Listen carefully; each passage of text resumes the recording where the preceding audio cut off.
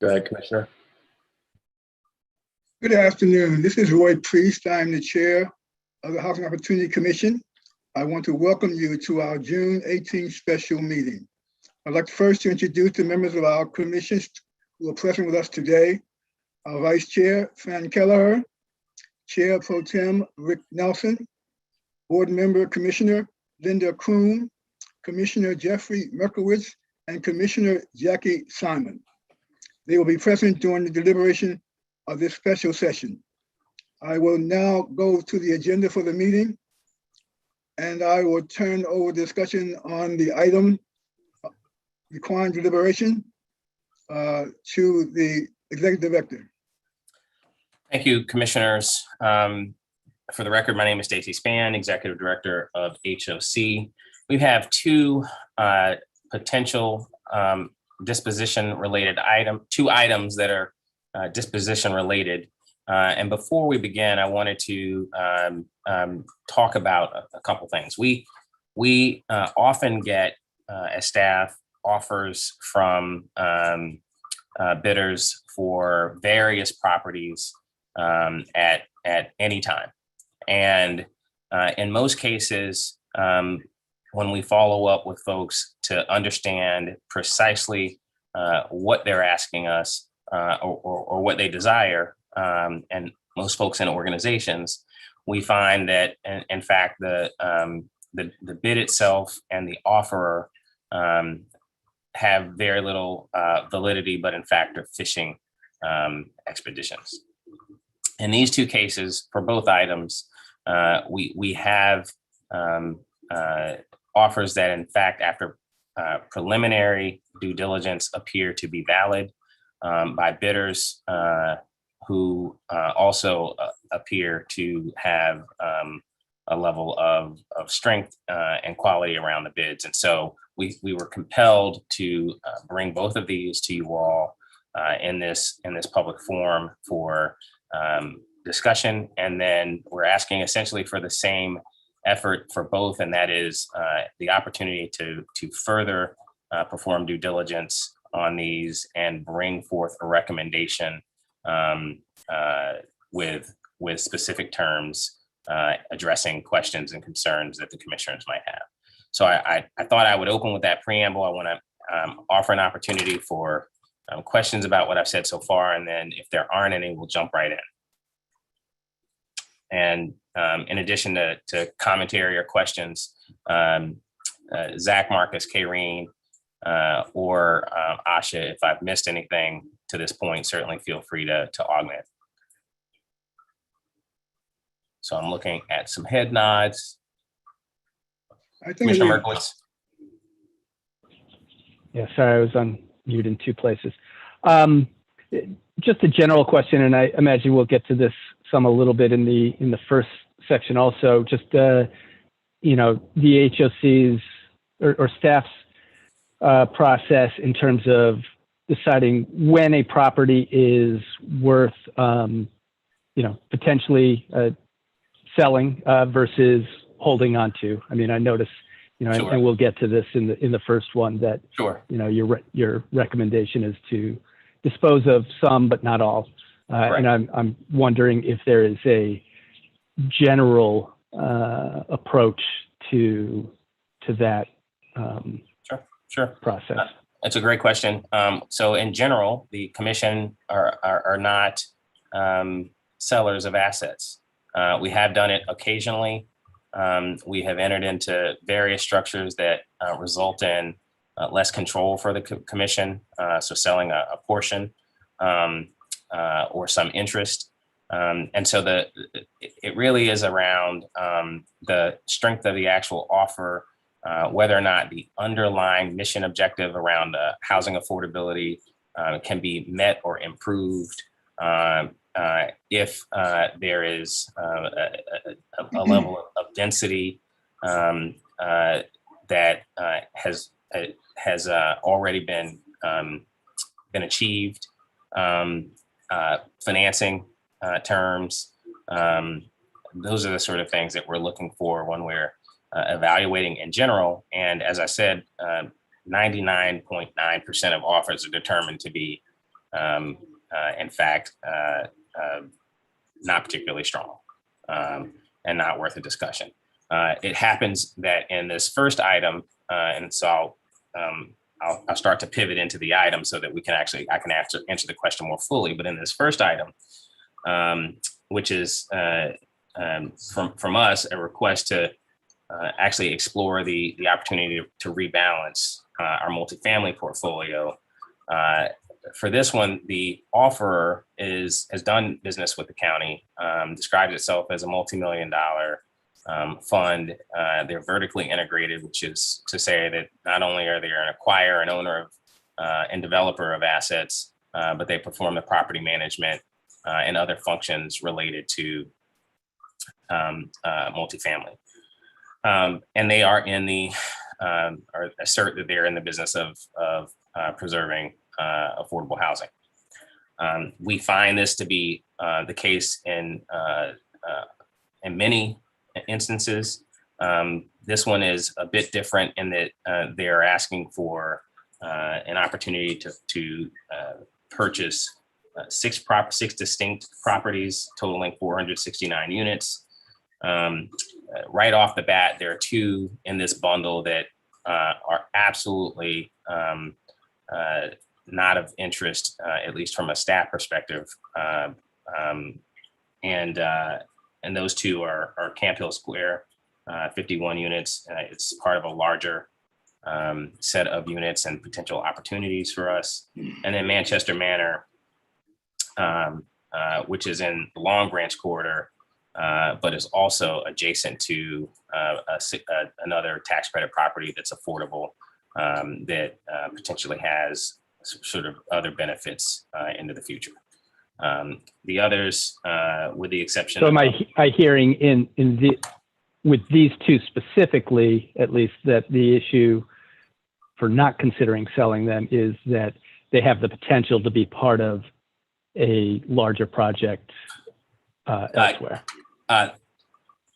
In the case of Camp Hill Square, that's absolutely true. In the case of Manchester Manor, yes, but at present, it is literally adjacent to a property that we rehab pretty significantly with 9% low-income housing tax credits about 7.5 years ago. So we're about halfway through the 15-year compliance period, and as I said, it's in the Long Branch corridor. You all are well aware of the Purple Line conversation and the need to maintain affordable units. It just that one would not make sense from my perspective to trade to anyone. Right. So for various reasons, they don't make sense to separate from Correct. Other. Yeah, got it. If I could follow up on Commissioner Merkowitz's question, there are two areas where I'd like to sort of ask for some additional consideration. One is that if we're going to be in a situation, we're going to get increasing private sector offers on the acquisition of our properties, we need to, one, have developed some metrics and standards for deals like this that we're going to consider. It should not just be always randomized and whatnot. There'll be some baseline data. If anyone doesn't cross that basic threshold, I mean, it doesn't come before us for even talking about or discussion. So I think we need to really create those standards, which I am not aware that we create. The other thing is the what are the advantages or disadvantages to HOC and our residents for disposing of these properties at this time? I mean, our business is that of affordable housing. And so, you know, when the title says reposition our multifamily portfolio, I mean, I'm not sure what that really means. Sure. I mean, are we having difficulty in terms of basic cash flow, occupancy? What is it that causes a need for a repositioning of our multifamily portfolio and disposing of these specific assets? Okay. Commissioner Keller, it looked like, yes. Commissioner Keller. Executive Director Spahn.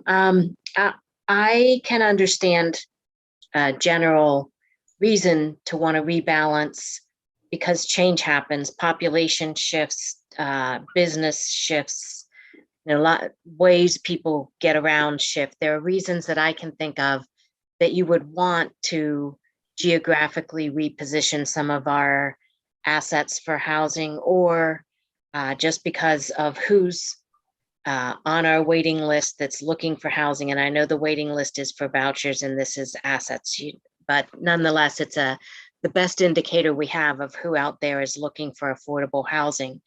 So I can understand that. And I certainly understand if it would free up cash to make further investments while at the same time being able to extract a guarantee that the current level of affordability would be maintained, because that could be an overall volume increase in the amount of affordable housing at a time when everyone recognizes nationwide, and certainly here in Montgomery County, an acute need for more.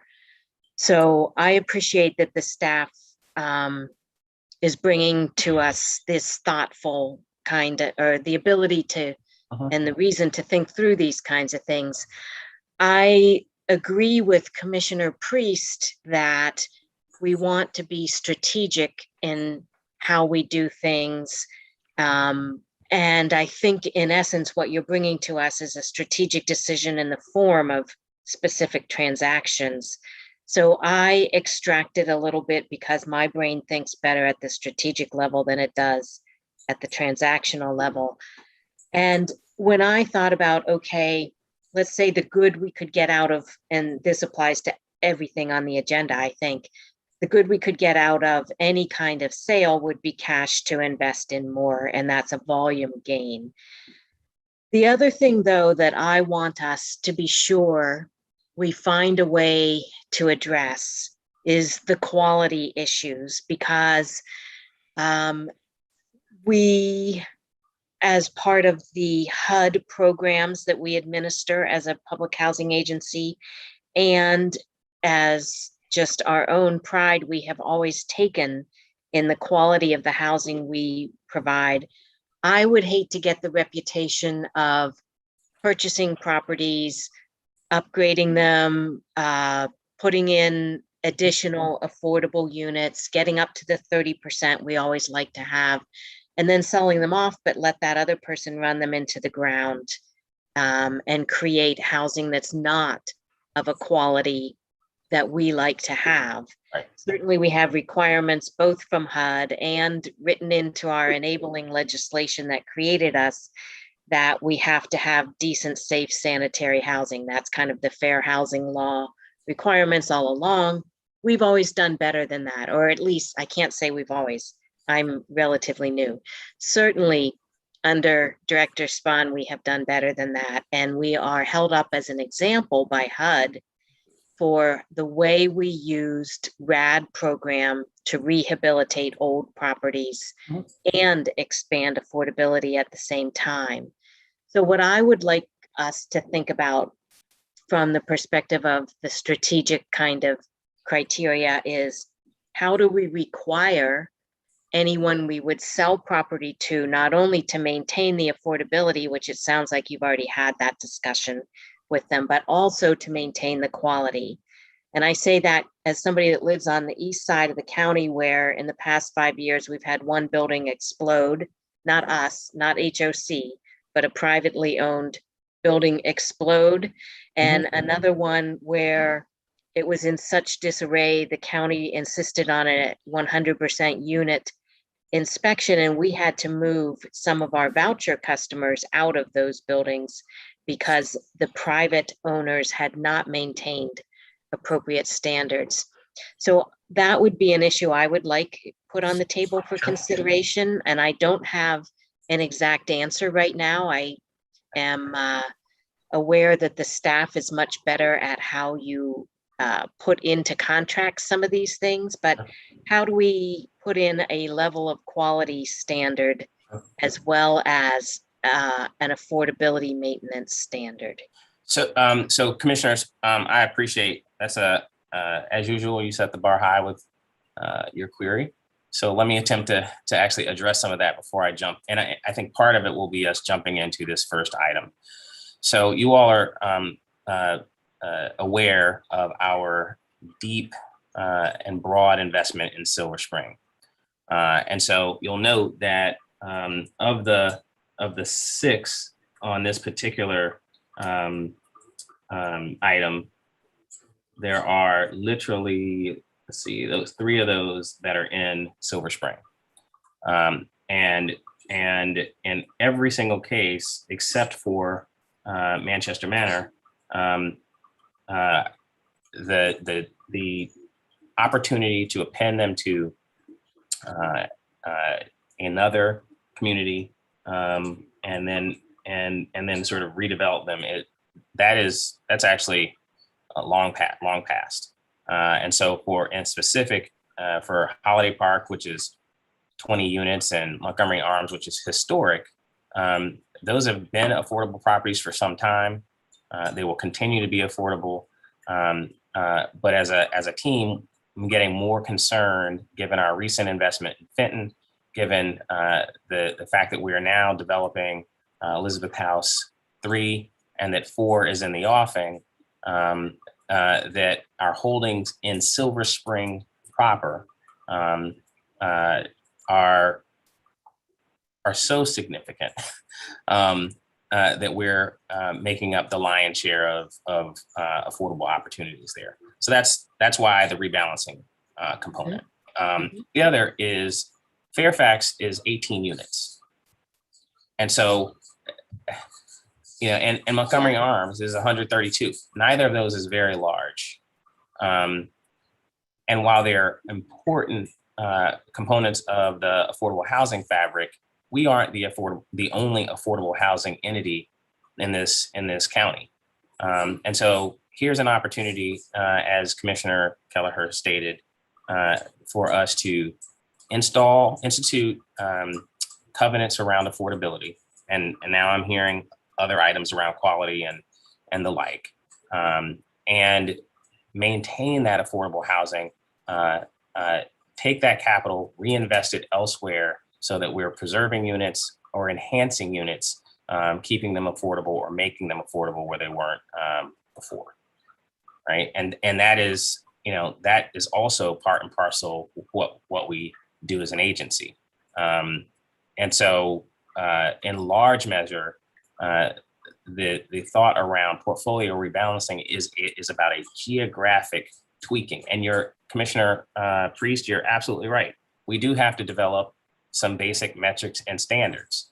It just so happened that these 2 opportunities, and I mean broad opportunities, came across the transom, and they're also very specific. And at our preliminary vetting, they deserve, in our estimation, additional time and effort.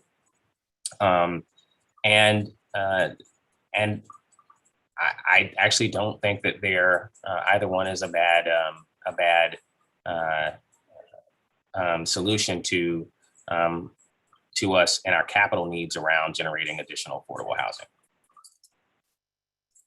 Commissioner Nelson has his hand up. Yeah, well, I mean, I'm not sure I heard an argument for rebalancing, but if I heard an argument for rebalancing, that should have been an argument that we had when we considered developing Fenton. Because when we developed Fenton, we had the same properties. So what you're suggesting is that there's an overconcentration in Silver Spring proper. If it is, it was caused by Fenton. I don't happen to think that there's an overconcentration, because we've got probably Silver Spring is the largest area in the county with rental housing. Sure it is. So we're not, I don't think. I'm not suggesting an overconcentrated there. Yeah. I also not clear how the rebalancing argument works in Gaithersburg or Chevy Chase. I mean, I think that when we sell properties, at least in my view, we need to have a really strong reason. And I don't see any strong reason for selling these properties. I really don't. I think that It's nice if somebody wants to offer, but what are they going to do? And to Commissioner Priest's point, what are they going to do for the residents that we aren't already doing? And what really is the advantage to us? I think there, and I'll mention this when we get to the next item, might be a slightly different case with the next item when you talk about how much money and what can be done with those proceeds. We're not in the business of flipping. And on the Willows, we just bought it under right of first refusal, if I'm not mistaken. Is there a problem in flipping it so soon? And why did we buy it if we want to flip it? Anyway. So a couple things. I don't disagree. Oh, go ahead. No, go ahead, Commissioner Markowitz. Go ahead. Oh, I was just going to, say, Rick, I don't disagree with anything you're saying, but I do agree with, what Fran and Roy were saying. One, we do need, strong metrics to say, okay, this makes sense. This doesn't make sense. And to, at a minimum, ensure that, at a minimum, our residents are not worse off, hopefully better off in some way. But I do think that, we don't have to be the only providers of affordable housing. And if there, I don't know what the, cash implications of this potential deal is, but if it, to what Fran was saying earlier, if it does, if we can ensure, that the affordability is maintained, if the quality of that housing is maintained, then, and we have the opportunity then to expand affordable housing elsewhere, that feels to me fairly reasonable. But sorry, go ahead, Stacy. No, well, you actually picked up on at least one of the things that I was going to say. I want to, if I said or indicated in any way that we were over committed in areas, I didn't mean over committed, but significantly committed. While it's not the same as over committed, is also, it's something for us to consider. And Commissioner, I understand what your point is about Fenton, but recall that was also largely redevelopment housing for our RAD efforts around repositioning a significant portion of our portfolio that had been formerly public housing. That up until RAD was, we were forbidden from actually accessing the capital markets to enhance those properties. So a large piece of this and our activity has been around two things. One, our rental assistance demonstration efforts, which have been deep and wide and transformed a significant portion of our portfolio. The second is our stepped up effort to identify opportunities through right of first refusal that would in fact result in displacement and lack of affordable options for individuals, families, communities that had enjoyed them in particular assets. And then I think the third, I actually don't think this is the Willows that we've acquired in the right of first refusal. Those three, we're refinancing. Is that, Zach, am I wrong? No, that's correct. Okay. So we've got a lot of Willows in the portfolio. Yeah. The three Willow Manor senior deals that we acquired via right of first refusal more recently are not to be confused with the Willows of Gaithersburg, which is a standalone multifamily property that we've owned, I think, since I believe since the 80s or 90s. Right.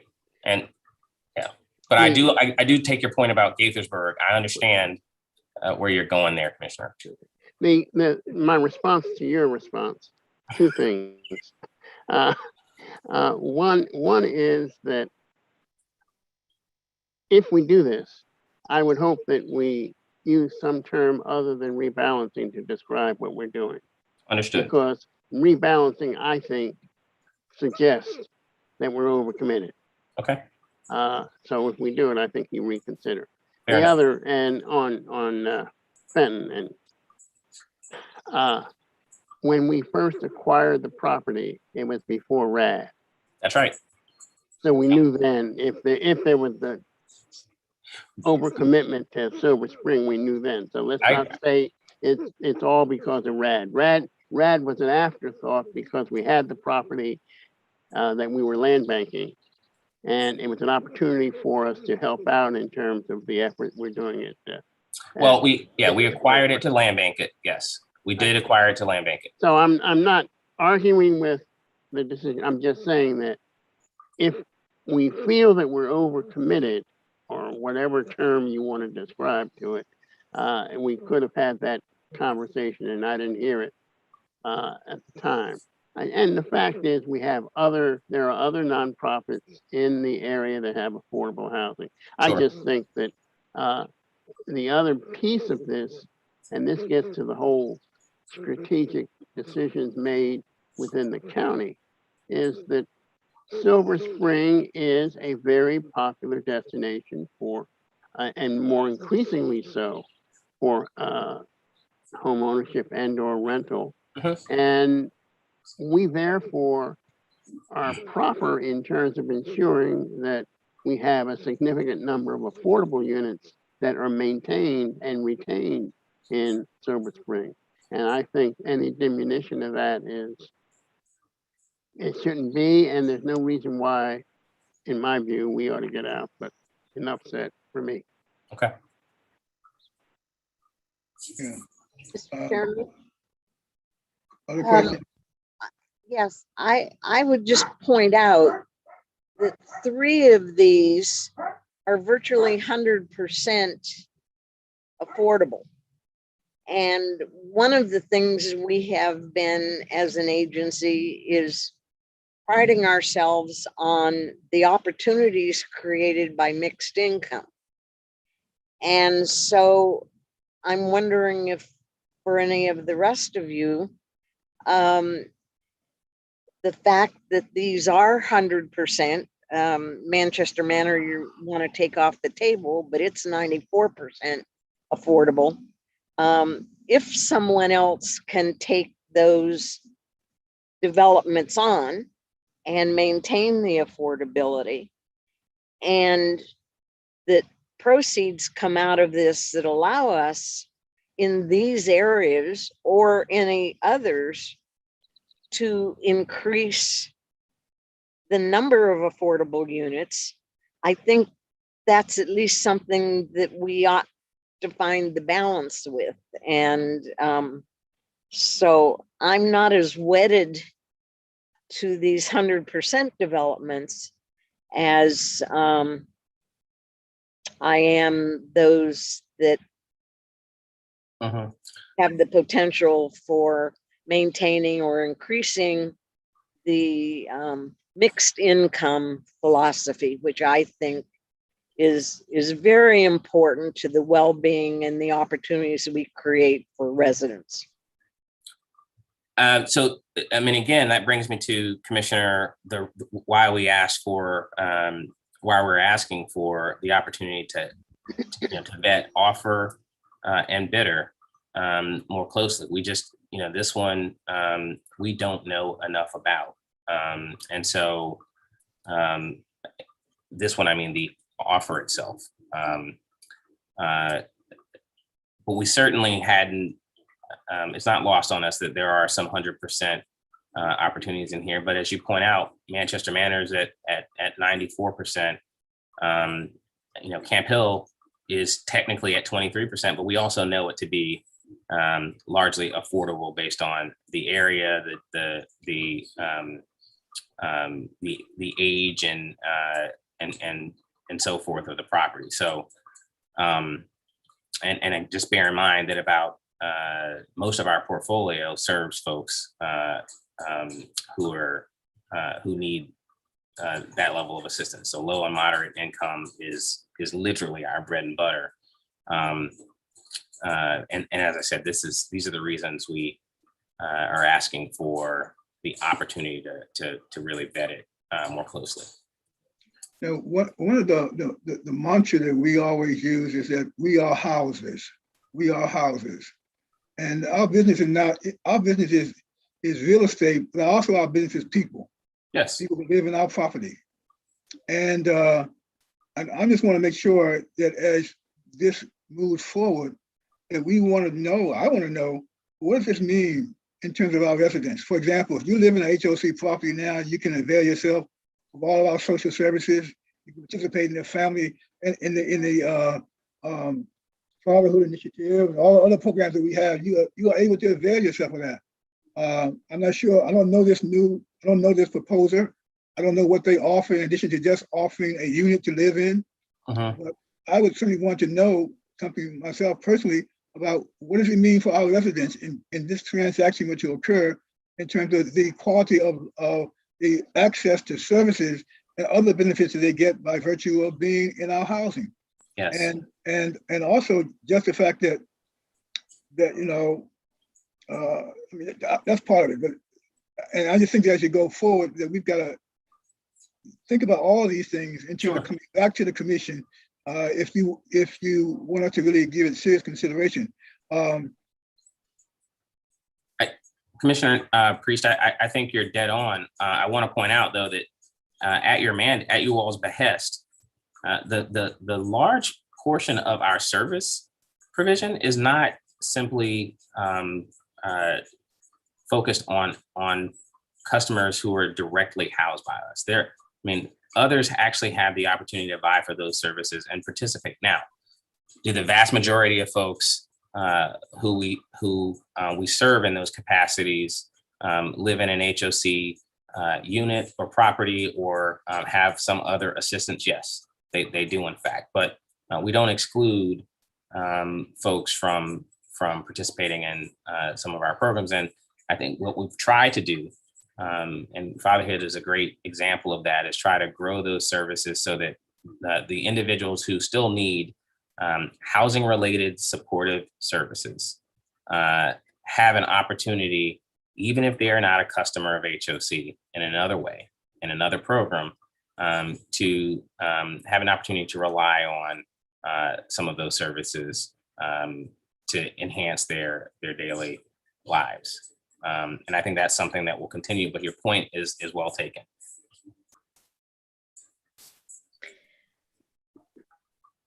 The staff is asking the commission to do what? We are asking for the opportunity to vet both. I apologize, I saw Commissioner Kelleher's hand. Why don't I pause it in case can I pause my response and allow her the opportunity to jump in for the question? I'll be quick. This may not work, but as we think through what criteria should be, or would one of the things we would want to look at if we ever sold a property would be allowing the residents of that property to move to another HOC property within a year if they found they weren't happy with the new owner. Now, that's how you would work that into the contract of the sale, I don't know, but that would potentially help with some of the concerns about achieving the HOC quality of life and the access to the services. So I just want to put that out there as something to think about. Wouldn't be very attractive to the buyer necessarily. You said it would be attractive? Wouldn't. Oh, yeah, I was going to say, I would think in most cases they would. Yeah.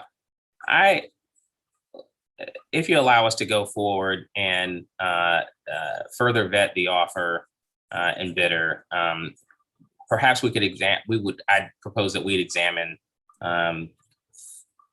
things like that, opportunities like that, Commissioner Kelleher. I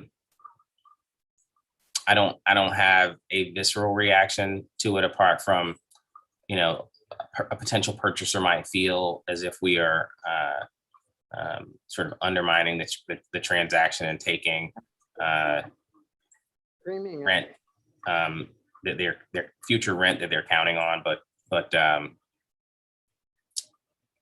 mean, that's the only thing that really jumps out to mind immediately. So I'd love the opportunity to kind of work through it with the team and come back with a set of recommendations. It may be, in fact, as we grow to know more about the bidder and the actual offer itself, that, you know, we come back to you and say, yeah, for a variety of reasons, this bidder or this bid or both aren't palatable, and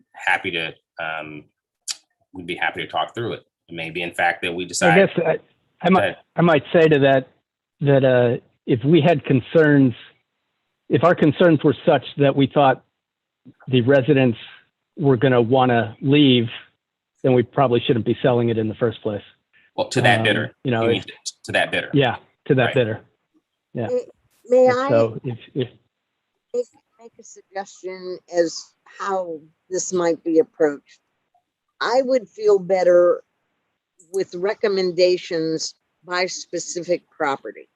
I'm uncomfortable with the bulk of this and the implication that it has, because it sets a precedent and it also complicates, because I think we might feel differently about one property than another. And there may be really compelling reasons to do one and lesser or no reason to be doing another. Is this a package deal as you understand it, or can we look at each of these developments in isolation? No, it's not a pack. I don't think it's a package deal, but again, as part of the vetting process, exactly what is the bidder suggesting that it's, all or nothing? And in fact, our intent was to itemize the recommendation by property. I mean, it already sounds like we're doing that a little bit by, the staff saying, they're requesting 6 and we're only recommending 4. Well, we're recommending further investigation. Right. That's what I mean. Yeah. I think the one other issue you haven't touched on, even if you do further investigation and you like the proposal and you like the offer, who's to say that that's the best offer out there? And if we're going to get into, which I think is not good practice generally, the practice of selling off these things, do we have any standard in terms of, in the next item, we've got 3 offers. That's different than one single offer. We don't know if we put it on the market. If we want absolutely. You're not wrong. And look, that commissioners, that may well be a part of what the recommendation looks like. If we're gonna suggest it, then we would ask that the commission do X, Y, or Z with regard to listing it. So I understand your concerns. We have them as well. We haven't done this much at all. In fact, since I've been here, the only time we've really sold a property is to enhance another, and we've only sold a portion. So I understand your concerns. I don't think that the thought itself by the offer is invalid. I think there is some merit to a portion of it, but I don't know enough. The team doesn't know enough, and we'd like the opportunity to dig a bit further. Let me say, if there's not another question, that I appreciate this being brought to our attention to allow for this kind of conversation and dialogue. And if your staff was asking for more than the ability to explore this further, I would be opposed to this. I would certainly allow this opportunity for the staff to go forward, but with ability to come back and respond to all these points that we've raised, which are all, I think, very legitimate considerations for how we should go forward, not just for this transaction, but we're going to be faced with others going forward in the future, and we shouldn't be doing this on some things become very specific to a transaction, but there are some overall principles that ought to guide us into that discussion about the specific deal, and not have the deal drive what we're doing. So I just want to make that, so with that, is someone willing to make a motion on this matter? One other concern, and that is the ability of staff to absorb all this investigation with what's in the pipeline and whether it rises to the level of priority that our development staff has the capacity to undertake. And I guess Stacy and Zach are best equipped to answer that, but it is something that concerns me. We've got a lot on the plate and a lot on even our long range pipeline, and the due diligence on these, the number of units may be disproportionate. So I would caution. Are there any other further discussion? Can I get a motion on that we can act on? We can vote it either affirmatively or we can in fact reject the motion.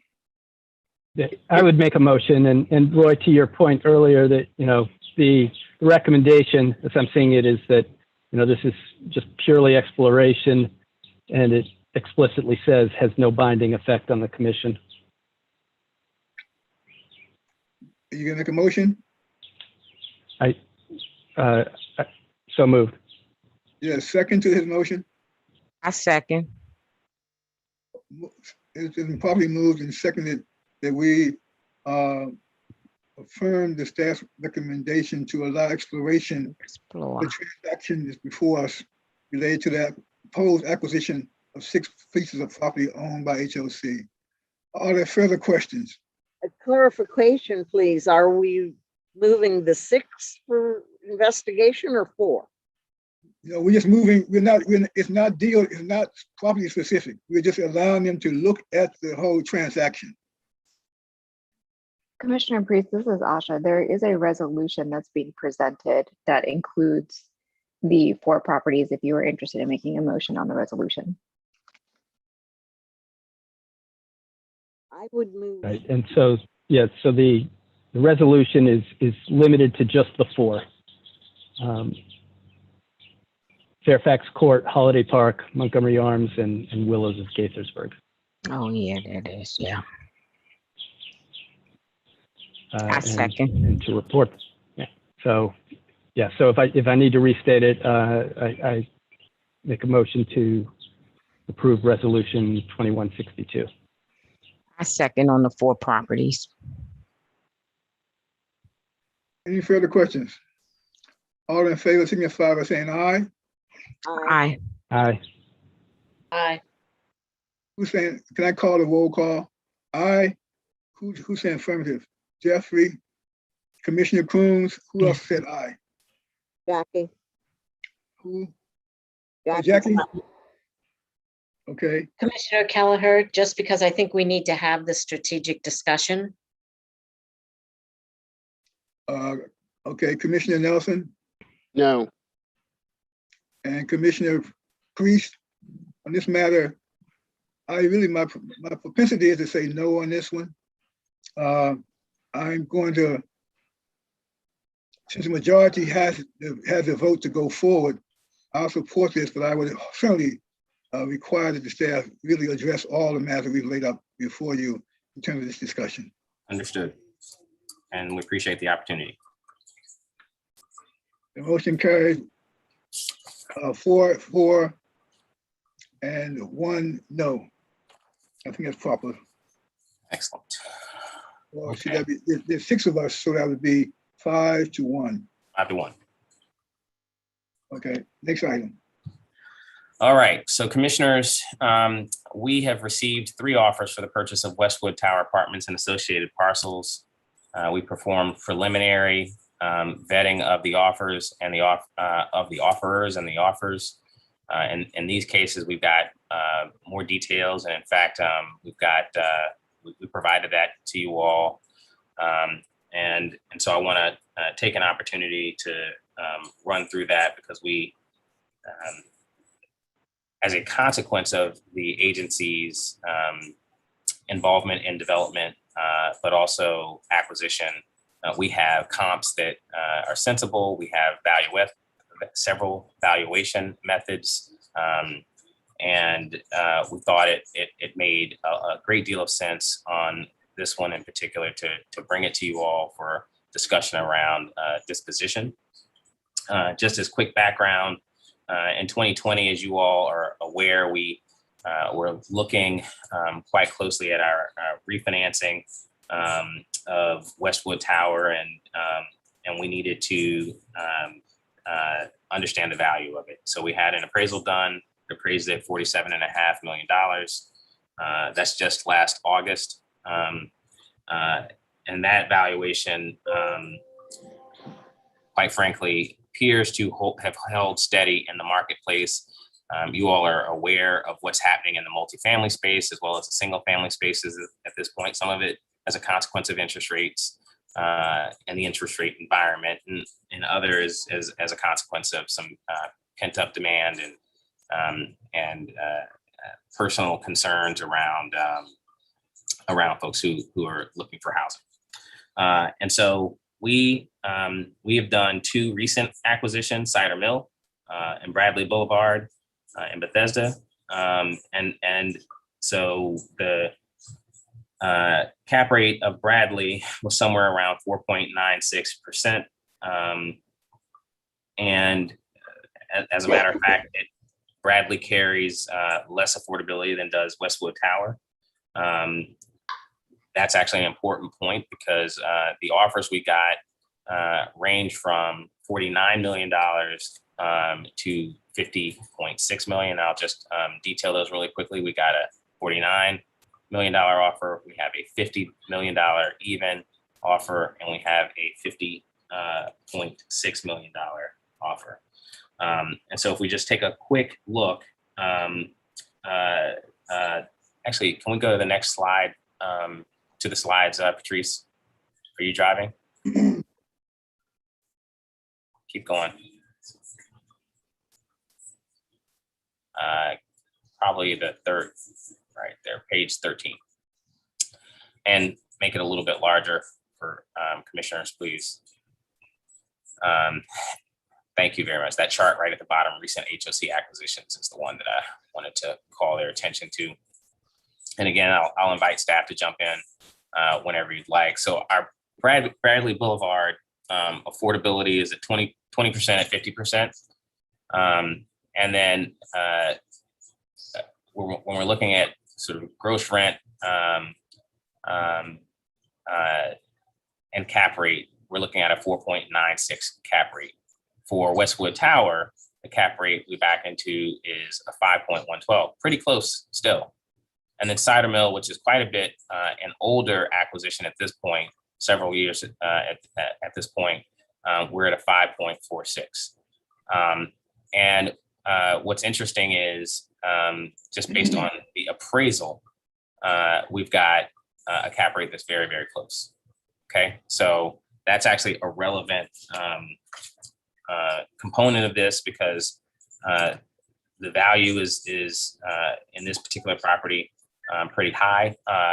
Just as background, we purchased it in 2017, completed the acquisition in 2017. What was the all-in, Zach, for that one? For Cider Mill? Yeah, no, for Westwood. 20. $20 million was the option price. 20. What'd you say, Carrie? 20. Okay. And so we, at this point, if we take a look at the next slide, go down, you're going to have to pull in one more. There we go. Just make it a little bit bigger. So we have our own comparables, as I've just talked about. And so we, in every case, compared it to high bid. And so when we look at the multiple of rent, it's a 10.6. The high bid is, and that compares favorably with virtually all of them. Falls right in the middle of Bradley Boulevard, and cider mill.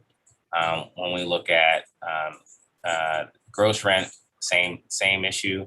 And then, as I talked about before, when we're talking about cap rate, it's also high. So the difference here is that $20 million that we paid for Westwood Tower, if you all wanted to go forward and accept one of these offers, we would then be able to repay the line for that $20 million, and then have additional equity to preserve other affordable options elsewhere in the county, and at a significant level. Preserve or develop. Preserve or develop, correct. And I mean, we're talking about a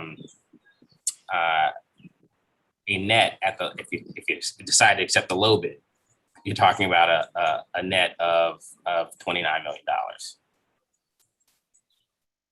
And that is after putting in place the affordability covenants and dealing with some of the concerns that you all noted in the last discussion. Now, I would also point out that Westwood Tower is unique in that it does in fact already have the sort of mixed income affordability regime at that property, and has been for some time. We enhanced it thanks to the mandate that you gave us when we purchased it. What we know preliminarily is that every single bidder would be fine with an extended affordability period that's mandated. And we also, after testing a little bit of the offers, note that every single one of them can close in 30 days. What's the only thing, in fact, that's a little concerning is that the diligence period ranges from 21 days to 45 days. But truthfully, a 45-day diligence period, it really isn't that long. And so, given what this property has offered to us and to this point, what the market is telling us, the opportunity to preserve the existing affordability rates there for some time, the upside from a cash sale, and then the opportunity to go forward and multiply or at a minimum acquire the same number of units elsewhere in Montgomery County and either preserve that affordability or again develop new affordability is significant, and it's difficult to not imagine a scenario where that makes a lot of sense for us strategically and otherwise. Zach, Karine, anything you want to offer? Anything I missed?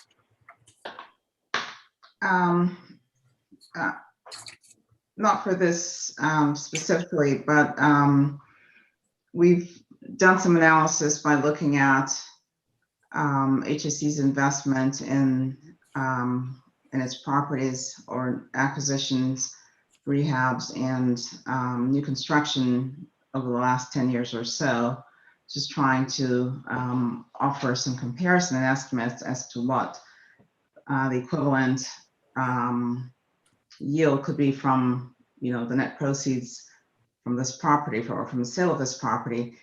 And what we've learned is that HSC has invested about $70 million of its own money in assets for these efforts. How much?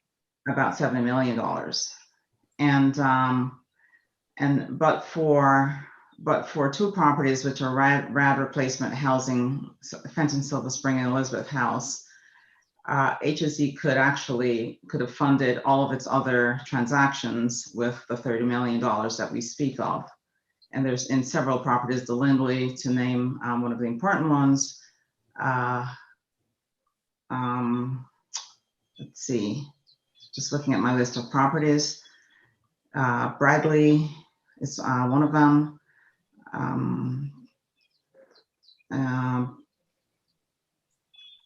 There's the Upton, there's Westside Shady Grove, just to name a few. As we continue to look to the commission to put its resources in properties, but just to, for comparison purposes, if we had $30 million, and we make decisions along the way for investment in acquisition, rehab, and new construction, it's an indication that we could really do quite a bit, as we wouldn't necessarily put 30 million in one development or one project or two or three. It could be spread across a number of initiatives based on need and the commission's decision over time.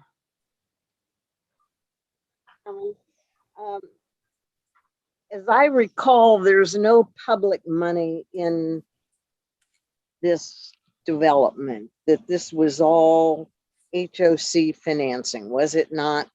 That's correct. So there's not, okay, thank you. Are the other questions? If not, let me just be, on a real estate transaction you described, I understand all the features of it. The one thing that you have not talked about at all is the fact that there is the fact on this site that we own is also the presence of Moses Cemetery.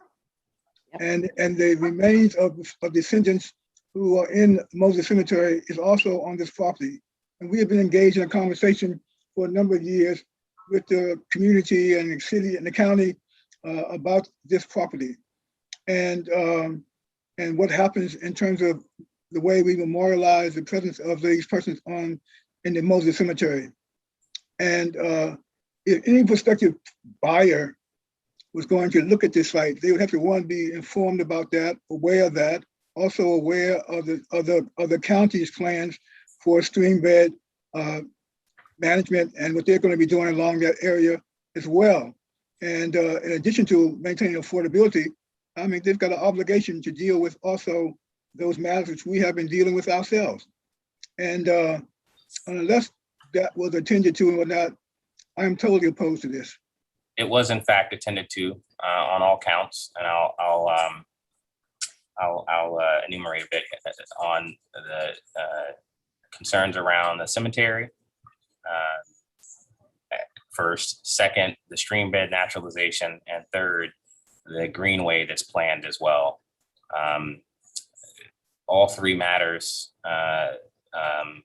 were attended to and discussed with all offering parties. You could scarcely avoid the thing. Every responsible buyer, and I actually, we've determined that all three are responsible purchasers. They are prudent business persons or organizations. You know, they have done some preliminary due diligence, which I believe is why the greatest amount of study period is a 45-day study period. And so that I think they would every single one attest to the fact that they're well aware of the challenges, controversy, zoning requirements, and potential for future interaction with park and planning as well as others with regard to these issues. I for one, this is Commissioner Kroom. I for one, the Westwood Towers, those people have been coming to us for a very, very long time. And we only paid 20 million for this property. And Stacy said he has offers at 47.5 and 50.6. And this can be spreaded out, not just, you know, it could be spreaded out. A lot of people can get housing with this. I myself would like this to happen, you know, and my vote would be for this to happen. I would support the sentiments of Commissioner Kroom, but I think a couple things. One is if you look at Westwood Tower and going back to the comment that we paid 20 million for it, as a part of the original transaction to acquire Westwood Tower, the commission back then in the 1997, was it? Yeah. Knew that in 20 years we were going to be able to purchase it for $20 million. We knew the value of the property at that time, and the commission appreciated that there would be significant equity in the property once it was acquired at $20 million. Witness a roughly $30 million equity that we have. I think the $30 million equity we have can be used in different properties to produce significantly more than the 52 units that we have that are affordable at Westwood Tower. Correct. But more or equally as important is that if we were to go forward with this transaction, we would in fact have guarantees to maintain that 52, and then we would go forward and add additional affordable units in the county. We've got a significant pipeline. One of the major issues that we've seen as we've discussed items that are in the pipeline or in somebody's dream is how are we going to raise the equity that is required on any development? And I can think of one that we could take some portion of this. It would obviate the need to go out and get private sector equity for the property. It would obviate the need to use our current OHRF and would give us in that one project alone more than the 52 units. And it would be in an area where there is a dearth of affordable units. I think that whenever we think about selling, and this gets to the other discussions we've had, any proceeds we have, we need to seriously consider how we use those, how we deploy them, and ensure that we are in fact furthering the mission, which is to ensure affordability throughout the county, and particularly in some areas where it's not necessarily available. I think this gives us the best opportunity to take advantage of the $30 million equity that we have in Westwood, and I fully support going forward with this transaction.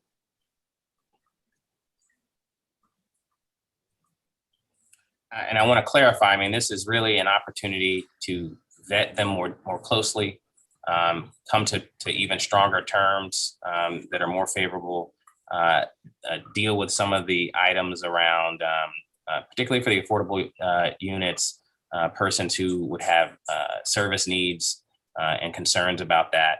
I'm less concerned about the quality of the unit given the neighborhood submarket this is in, because the whole world would be all over this thing.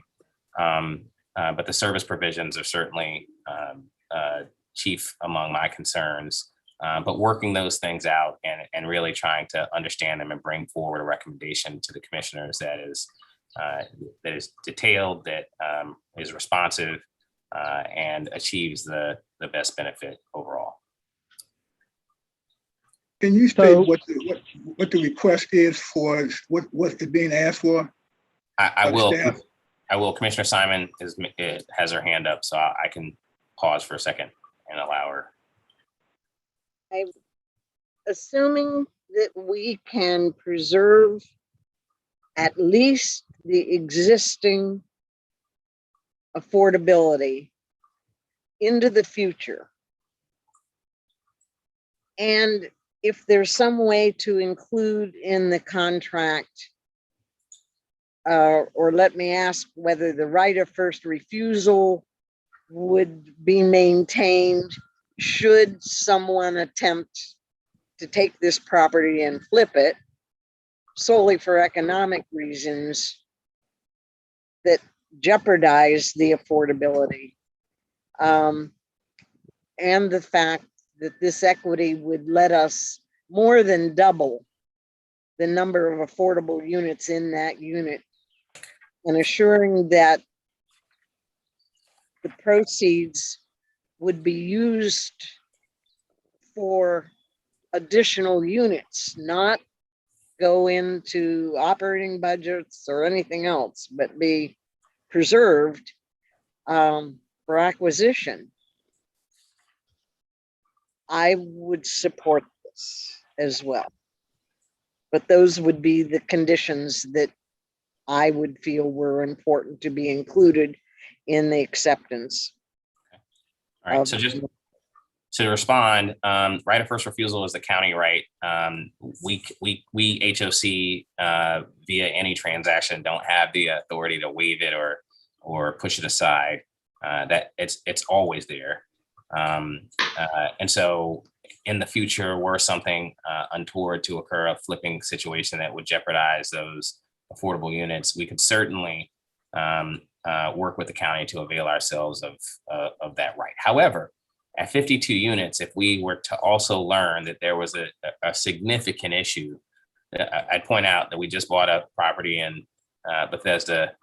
We could, also reach out to those 52 persons and find other opportunities within our portfolio, existing or soon or near future, for those 52 folks. Well, can I just, on the right of first refusal, if in fact we sold it and they flipped it, we would have the right of first refusal. Correct. Behind the county. Correct. No question. Now, the other question, and this gets to if this thing goes forward and you look at terms, one would have to look at the requirement for maintaining those affordable units for how long, and does that go with the property as opposed to just with the ownership? I mean, that's also key. If we're going to ensure affordability for whatever period of time we determine, it needs to be going with the property and not extinguished upon flipping, which would obviate a problem that has been raised by Commissioner Simon. Right. So in our initial discussions that we already made it clear that affordability runs with the property. Okay. But nonetheless, the legal language has to be sufficient. You have a question from Commissioner Priest. That Yes, you sir. have not answered. You've not answered. Oh, yes. What our request is authorizing the executive director to vet the offers, negotiate terms, and enter into a letter of intent to explore the change in ownership while preserving or increasing affordability at the property. My concern in that is the fact that here we're talking about 3 bidders that submitted proposals. And if the board commission grants to the executive director the ability to enter into a letter of intent, that means the staff is making a decision about which of the 3 is selected to transact this deal with, as opposed to the commission. I think that is the commission's responsibility. And I'll be opposed to that language of getting into a letter of intent. I've already stated that as far as the vote goes, I'm voting in the negative for this anyway. Okay. So we can certainly, I'm sorry, Commissioner Kelleher. Yes. A question on that. My guess is that as soon as this meeting is over, you'll end up with more bids, because now people would be aware that we are getting bids. And so folks who hadn't filed one might put one in. So I would suggest that we not necessarily say just these 3. And I don't know why we need a letter of intent so much as NDAs for negotiating, but I would think then all offers after vetting should be brought back to the commission for consideration, just like with RFPs, we see all of the responses to RFPs with your recommendation, Sure. but it then would be the commission decision, Okay. not a staff decision. I think that is a more than reasonable response and request. We can rank and rate the offers and plan to come back to you all within, I'd say, the next 10 business days. And if we've gotten other ones, then you'll see those as well. I'm trying to understand a little bit the difference between this recommendation that and the one we just voted on, which was explicit about exploration but non-binding on the commission. Is this is it as a result of sort of more advanced bids, or why are we being asked to? Yeah, it's the result of it's the result of more advanced bids, but Commissioner Kelleher points out, Commissioner Kelleher and Commissioner Priest point out, fine, bring a recommendation, but we want to see the rated and ranked bids, and so I'm conceding that makes perfect sense, and suggesting that we modify the request to accommodate that. I would. So, go ahead, I'm sorry, Rick. go ahead. No, I was going to make a motion, but go ahead, Jeffrey. Yeah, no, I mean, I have just, a couple questions. One, just a quick one, sort of on the financial side of things. Just to clarify, so we paid 20 million, but I noticed in the packet it said something about supporting, a $40 million loan. And so I just wanted to clarify, what the size of our about?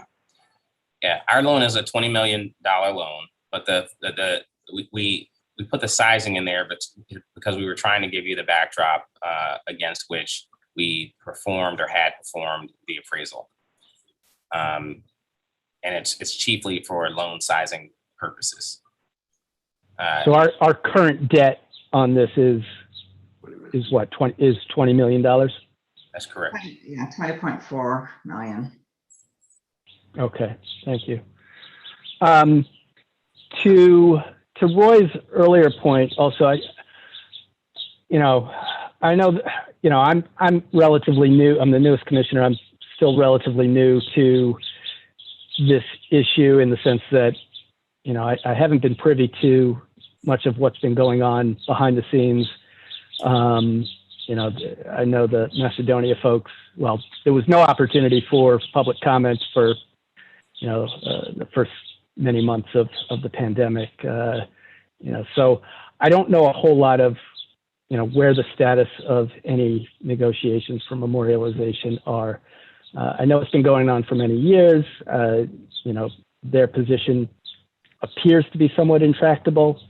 But I guess, I'm still trying to sort through the input. And let me also say, for all the reasons that have been stated by other commissioners and what I said for the first resolution, I'm very open to the idea of disposition for creating opportunity elsewhere. And this one, with the amount of equity here, sounds like a great opportunity to promote that. So, but for this other issue, it would be kind of a no-brainer, it seems. I'm just trying to understand the implications still of a sale, reputationally, and whether there are some folks who are going to criticize this no matter what. I guess I'm concerned a little bit. Do we have a sense of where our allies are on, how they might react to this? I think sure. Yeah. Without naming allies, I mean, I think our allies recognize the situation. They also recognize that we're housers. Commissioner Priest said it earlier. We're housers. This other component is not about housing folks. It hasn't been since the very beginning. It's unfortunate that it's actually distracted us from a greater focus on housing. But nonetheless, it is what it is. We've made efforts, and here an opportunity stands before us, and all current bidders they're well aware of the situation itself. I can't tell you the precise reputational consequences, except that as I look forward for what this agency will accomplish, it's rooted in housing. And anything that gives us an opportunity to enhance the number of persons touched, individuals and families housed, and do that in a way that is dignifying and lifts up this entire county, I think is important for us to pursue. This is, in my estimation, precisely that.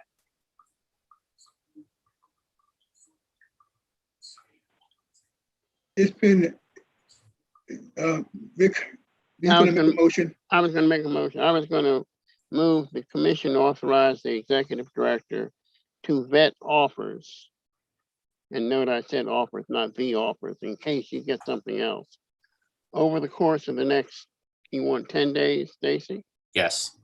Wait a minute. Put me back. Your screen, please. Back to the recommendation. Yeah, that one. Slide 8, I believe. Make it a little, yeah. No, go up. It's Next. not. No, okay. Authorize the executive director to vet offers. Discuss terms. Exploring a change in ownership of Westwood Tower apartments while preserving or increasing the affordability at the property.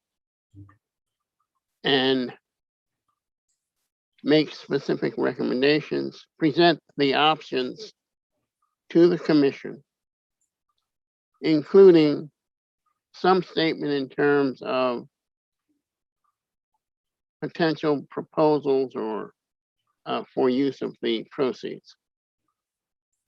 So moved. Is that all right, Stacy? I mean, It is. I'm doing it on the fly, but I'm just trying to No, it's right. It's fine. incorporate all this stuff and not, okay. It's been properly moved and seconded. Are there any questions?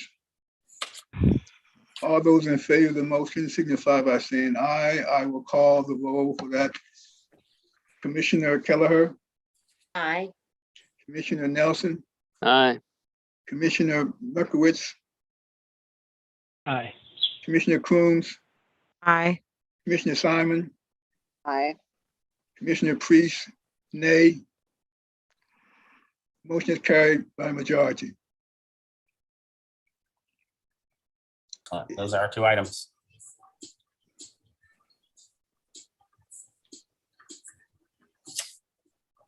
Do we need a motion? We have a closing statement or something? Yes. Yeah.